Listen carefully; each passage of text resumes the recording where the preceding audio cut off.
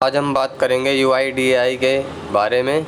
आधार card की franchise किस तरह से ली जाती है। सबसे पहले हमें उसके लिए एक एग्ज़ाम देना होता है और उस एग्ज़ाम में लगभग 100 क्वेश्चन के आसपास आते हैं, जिसमें कि हमें अगर हम 50 क्वेश्चन सही करके आते हैं तो हमें ऑपरेटर के लिए सेलेक्ट किया जाता है, और यदि 70 से ज़्यादा हमारे क्वेश्चन सही आ जाते हैं तो हमें सुपरवाइज़र के लिए सेलेक्ट किया जाता है। तो आइए देखते हैं इसमें किस तरह से क्वेश्चन आते हैं। इसमें 9 अध्याय होते हैं। 9 अध्याय में क्वेश्चन होते हैं। ये सब पहले अध्याय है ये हमारा, देखिए पहला अध्याय है। पहले अध्याय में काफ़ी सारे क्वेश्चन हैं, तो इसी तरह से होते हैं ये। आइए देखते हैं, स्टार्ट करते हैं क्वेश्चन। पहला क्वेश्चन है हमारा, आधार अधिनियम 2016 को पारित करके निम्नलिखित में से किसने UIDAI की स्थापना की थी। तो इसका है भारत सरकार। इसमें हमें 4 ऑप्शन दिए हो जाएंगे और उसमें से हमें एक सही जो होगा वो हमें टिक लगा कर आना है। इसमें सभी में ऑप्शन दिए गए हैं और देखिए इधर उत्तर भी दिया है, तो हम इसमें करेंगे तैयार। तो इसका पहले का भारत सरकार होगा। दूसरे का है हमारा UIDAI इलेक्ट्रॉनिकी और सूचना प्रौद्योगिकी मंत्रालय के तहत वैधानिक प्राधिकरण के रूप में कब स्थापित किया गया। तो इसका होगा 12 जुलाई 2016 को। UIDAI जारी करने के लिए कौन सा संगठन जिम्मेदार है। तो इसका भी 4 होगा UIDAI। तीसरा क्वेश्चन हमारा, UIDAI क्यों बनाया गया था।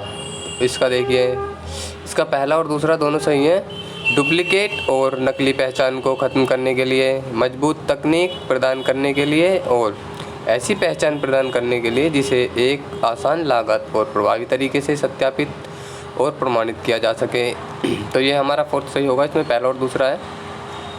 आधार नामांकन अद्यतन विनिमय 2016 सरकारी राजपत्र में कब प्रकाशित हुआ था। तो इसका दोस्तों होगा 12 सितंबर 2017 को। नेक्स्ट क्वेश्चन हमारा, आधार नामांकन अद्यतन प्रक्रिया से आपका क्या मतलब है। तो इसका देखिए पहला होगा, आधार अधिनियम के तहत ऐसे व्यक्तियों को आधार संख्या जारी करने के उद्देश्य से है नामांकन एजेंसियों द्वारा व्यक्तियों से जनसांख्यिकी और बायोमेट्रिक जानकारी एकत्रित करने की प्रक्रिया। तो ये हमारा पहला सही हो जाएगा। नेक्स्ट क्वेश्चन है हमारा, आधार सृजन के लिए जनसांख्यिकी और बायोमेट्रिक दोनों हेतु निवासी के डेटा को कैप्चर करने की प्रक्रिया क्या है। तो इसका हमारा दूसरा हो जाएगा नामांकन, जिसे एनरोलमेंट भी कहते हैं।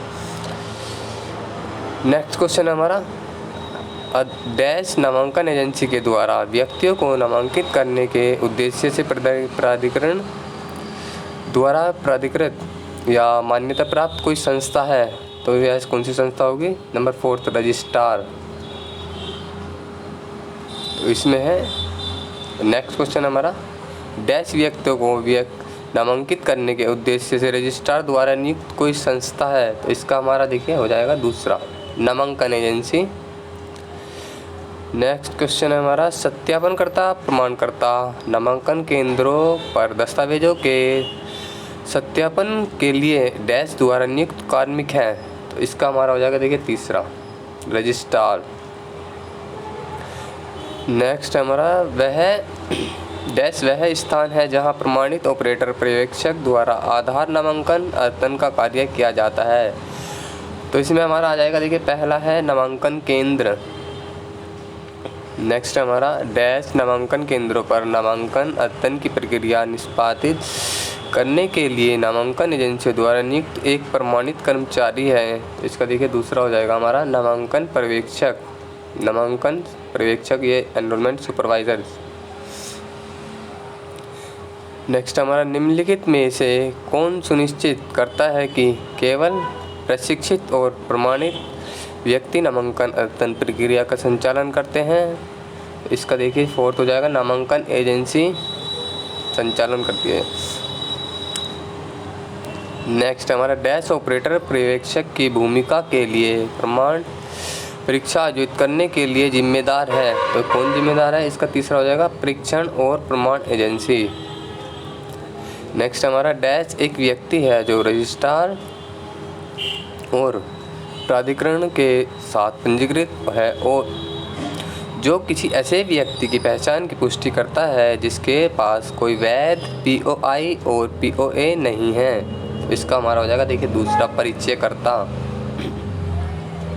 नेक्स्ट हमारा डैश एक व्यक्ति है जो रजिस्ट्रार और प्राधिकरण के साथ पंजीकृत है जो किसी ऐसे व्यक्ति की पहचान पुष्टि करता है जिसके पास कोई वैध POI और POA नहीं है। तो इसका हमारा हो जाएगा देखिए दूसरा परिचयकर्ता। नेक्स्ट क्वेश्चन हमारा नामांकन आधार नामांकन अपडेट कौन कर सकता है।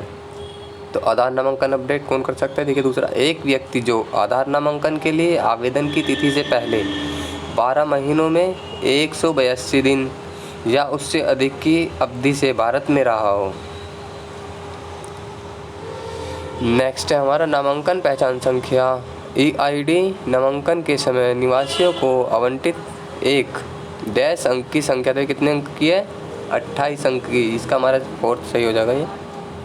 नेक्स्ट है हमारा निवासी एक व्यक्ति है जो आधार नामांकन आवेदन के लिए आवेदन की तारीख को से पहले 12 महीनों डैश दिन या उससे अधिक अवधि से भारत में रहा हो। तो इसका हमारा हो जाएगा देखिए 182 फोर्थ हमारा ये सही है।